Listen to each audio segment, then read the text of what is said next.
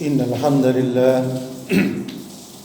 نحمده ونستعينه ونستغفره ونعوذ بالله من شرور أنفسنا ومن سيئات أعمالنا أشهد أن لا إله إلا الله وحده لا شريك له وأشهد أن محمدا عبده ورسوله اللهم صل على محمد وعلى آله وأصحابه أجمعين أما بعد فيا أيها الناس اتقوا الله حق تقاته ولا تموتن إلا وأنتم مسلمون وما أبرئ نفسي إن النفس لأمارة بالسوء إلا ما رحم ربي إن ربي غفور رحيم. Kaum muslimin sidang Jumat yang dimuliakan Allah, bersyukur kita kepada Allah Subhanahu wa taala atas segala nikmat yang diberikan kepada kita sekalian. Dan tak lupa marilah senantiasa kita meningkatkan ketakwaan kita kepada Allah Subhanahu wa taala dalam artian menjalankan apa yang diperintahkannya dan menjauhi apa yang dilarangnya. Kaum muslimin jamaah Jumat yang dimuliakan Allah, dalam kehidupan kita salah satu hal yang penting untuk menunjang ibadah kita kepada Allah Subhanahu wa taala adalah kesehatan. Mungkin akhir-akhir ini kita mengalami sedikit penurunan kesehatan, yaitu yang melanda demam. Demam membuat badan kita terasa tidak enak, bahkan mungkin ada yang terhalang untuk pergi ke masjid gara-gara penyakit demam. Bagaimana kisah atau riwayat demam yang dialami pada zaman Rasulullah sallallahu alaihi wasallam? Disampaikan dalam sabda beliau, sesungguhnya penyakit demam atau panas adalah berasal dari api, dari panas neraka jahanam. Sesungguhnya penyakit demam adalah berasal dari panas neraka jahanam. Hadis riwayat Bukhari. Hampir kita pun juga akan mengalaminya. Dalam riwayat yang lain disampaikan Ibnu Mas'ud radhiyallahu an pernah berkata, demam adalah bagian jatah seorang mukmin dari neraka. Bahkan sakit demam ini pun juga pernah dirasakan oleh Rasulullah sallallahu alaihi wasallam. Walaupun beliau seorang utusan yang mulia, bukan berarti bebas dari penyakit. Dikisahkan dari Abu Sa'id Al-Khudri radhiyallahu an berkata, aku pernah mengunjungi Rasulullah yang saat itu sedang sakit. Kemudian aku letakkan tanganku di atas selimut Rasulullah. Jadi beliau ini meletakkan tangannya di atas selimut. Kalau kita ngecek panas seseorang biasanya di dahi atau kita pegang tangannya.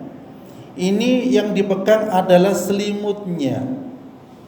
Kemudian dilanjutkan kisahnya, aku dapati panasnya. Jadi saking panasnya, yang disentuh selimutnya terasa panas. Belum badannya Rasulullah, selimutnya Rasulullah disentuh itu sudah panas. Sampai aku berkata, katanya, wahai Rasulullah, betapa beratnya demam ini. Maksudnya kok panas sekali engkau Rasulullah, kok berat sekali.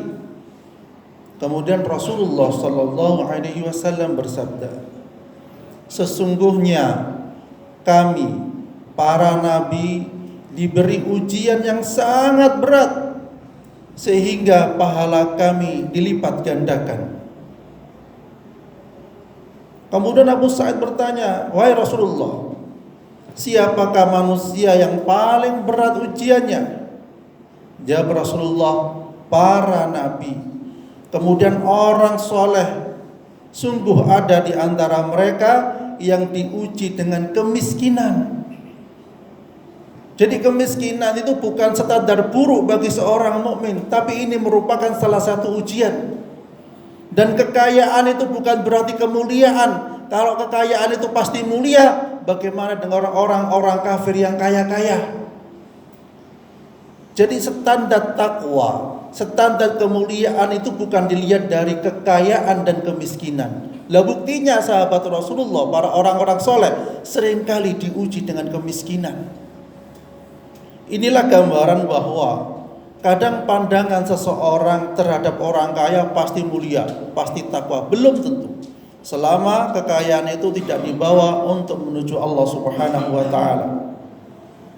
Tetapi ketika kekayaan itu dibawa untuk perjuangan di jalan Allah Subhanahu wa taala, insya Allah dia termasuk orang-orang yang dijamin masuk surganya Allah Subhanahu wa taala. Kaum muslimin sidang Jumat yang dimuliakan Allah.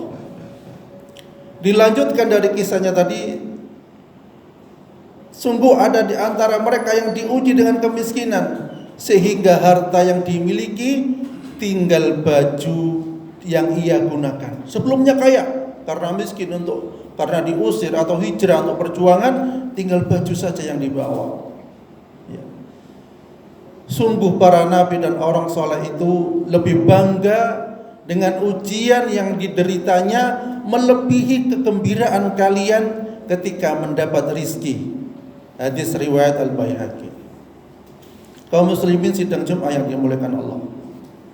Hikmahnya ternyata demam itu pun juga bisa menghapus dosa. Ada seseorang yang demam sampai menggigil dalam kisah itu. Kemudian dia mengatakan, mengejek, meledek demam itu. Semoga tidak ada keberkahan demam itu. Malah Rasulullah SAW mengatakan, janganlah kamu mencela demam, karena ia menghilangkan dosa anak Adam sebagaimana alat pemanas besi mampu menghilangkan karat. Hadis riwayat Muslim. Jadi seakan-akan demam yang ditimbulkan itu menghapuskan dosa anak Adam, dosa manusia, sebagaimana besi yang karatan kemudian digosok-gosok sampai bersih.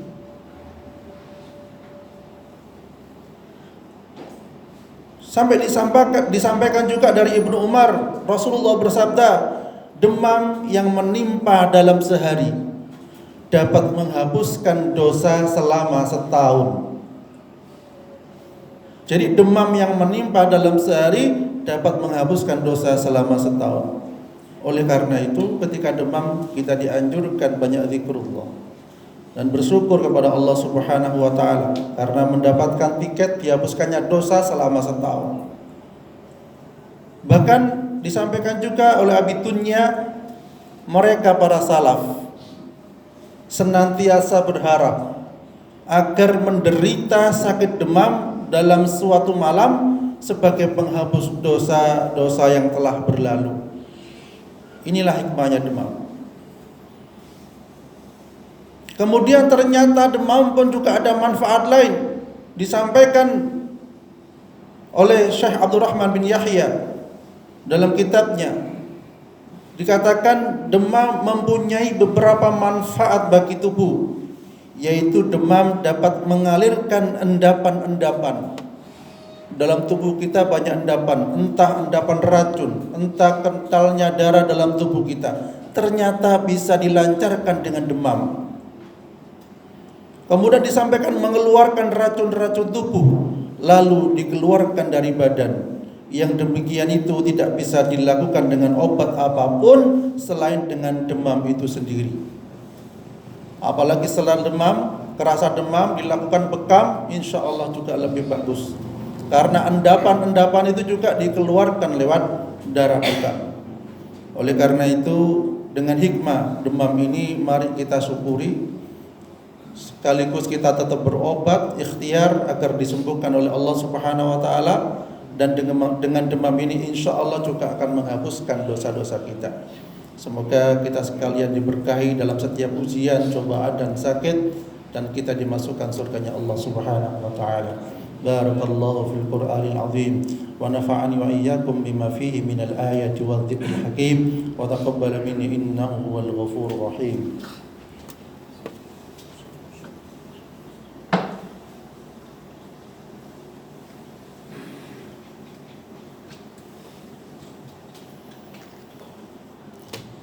Innal hamdalillah nahmaduhu wa nasta'inuhu wa nastaghfiruh wa na'udzu billahi min shururi anfusina wa min sayyiati a'malina.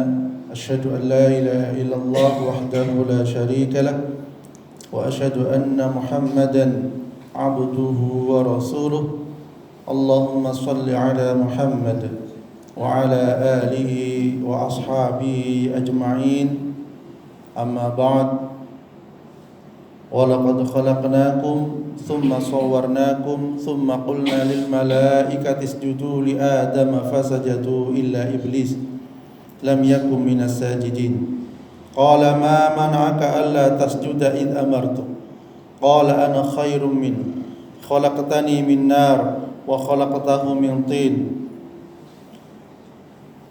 Kaum muslimin sidang Jumat yang dimuliakan Allah,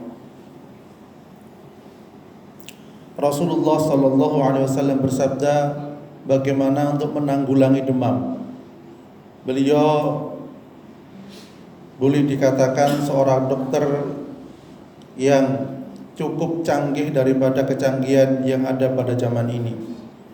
Beliau menganjurkan dalam hadisnya, demam berasal dari kepanasan api neraka yang mendidih. Jadi demam berasal dari panasnya api neraka yang mendidih. Maka padamkanlah ia dengan air. Hadis riwayat Bukhari dan Muslim. Artinya ketika demam dianjurkan untuk dikasih air. Bahasa kita dikompres. Anak kecil yang demam jangan tambah diselimuti, tapi dibuka, dikompres. Begitu juga dengan orang dewasa. Oleh karena itu kadang banyak anak kecil yang step kejang-kejang karena ketika demam panas tambah diselimuti. Harusnya kata Rasulullah tadi dipadamkan dengan air atau dikompres. Ada sebuah kisah, ada dua anak yang baru lahir kembar, ya kurang lebih umurnya entah 1 tahun atau berapa, itu dibawa ke rumah sakit. Sakitnya mungkin cuma flu, panas atau demam sejenis itu.